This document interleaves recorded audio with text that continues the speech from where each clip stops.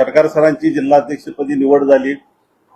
त्यानंतर दिल्लीचे माझ्याकडे जे दिल्लीला एआयसीसीला नाव पाठवलं होतं त्यात 1 नंबरला माझं नाव होतं, 2 नंबरला अत्तुरे साहेबांचं नाव होतं, 3 नंबरला सटकार सरांचं नाव होतं सर, बरोबर. ह्या सगळ्या यादीत आणि आताच्या यादीत सुद्धा आमच्या पहिल्या 3 मध्ये माझं नाव आहे. जर प्रत्येक वेळेस क्रायटर काय लावला हे आम्हाला अजून कळालं नाही. आम्हाला अभ्यास किती करावा लागेल की म्हणजे आम्ही भविष्यात कुठल्या तर पदावर एक जबाबदारी पक्ष म्हणून घेऊ शकतो. आणि तुम्हाला जर आम्हाला सारखं वारंवार नापासच करायचं असेल तर ज्यांना पास केलंय त्यांचे क्रायटर सांगा. एक तर आता आम्हाला क्रायटर असा दिसतंय की तो माध्यमिक ज्युनियर कॉलेज किंवा सिनियर कॉलेजचा शिक्षक असला पाहिजे किंवा रिटायर झालेला असला पाहिजे. कारण सोलापूरचे रिटायर झालेत सटकार सर, साठे सर आहेत ते शिक्षकच आहेत, सिनियर कॉलेजला इंग्लिश शिकवतात भिगवणला हर्षवर्धन पाटलांच्या संस्थेमध्ये.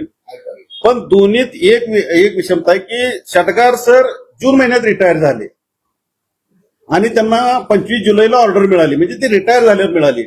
पण विद्यमान आहेत ते शिक्षक आहेत, ते आंदोलनात भाग घेऊ शकत नाहीत. आज तागायत त्यांनी कुठल्याही आंदोलनात भाग घेतला नाही. काँग्रेस कमिटीत जर त्यांना कोणी बघितलं असेल 10 वर्षात तर त्यांनी सांगावं की ह्या व्यक्तीला आम्ही काँग्रेस कमिटीत बघितलंय. ती व्यक्ती कधी काँग्रेस कमिटीत येत नाही.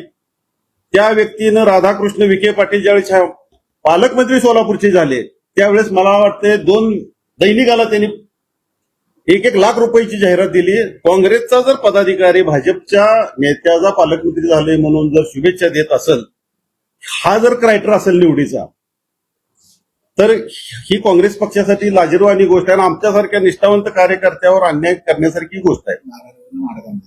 आणि दुसरा मुद्दा असा आहे की ते बारामतीत राहतात, हर्षवर्धन भाऊंच्या संस्थेत भिगवणला काम करतात आणि माड्यात त्यांचे संबंध अजितदादांच्या पार्टी बरोबर आहे, शरद पवारांशी संपर्क आहेत.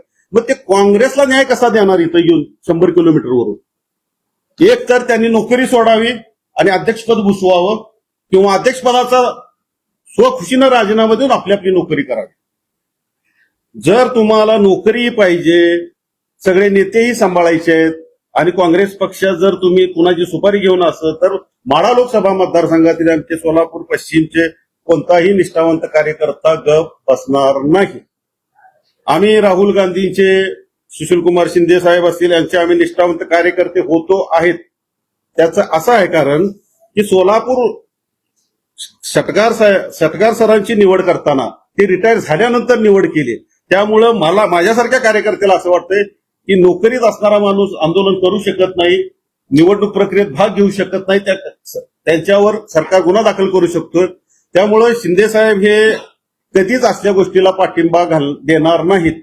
ही निवडीच्या संदर्भात माझा असा आरोप आहे, प्रदेश काँग्रेस कमिटीतून एआयसीसी मध्ये 6 नंबरला असलेलं नाव 1 नंबरला कुणी आणलं हे प्रदेश अध्यक्षांनी तरी जाहीर करावं, नाहीतर एआयसीसीला जो संबंधित आहे त्यांनी जाहीर करावं. कारण पटनाईक साहेबांनी आम्हाला फोनवर सांगितलेलं आहे की त्यांचं नाव 6 नंबरला आहे.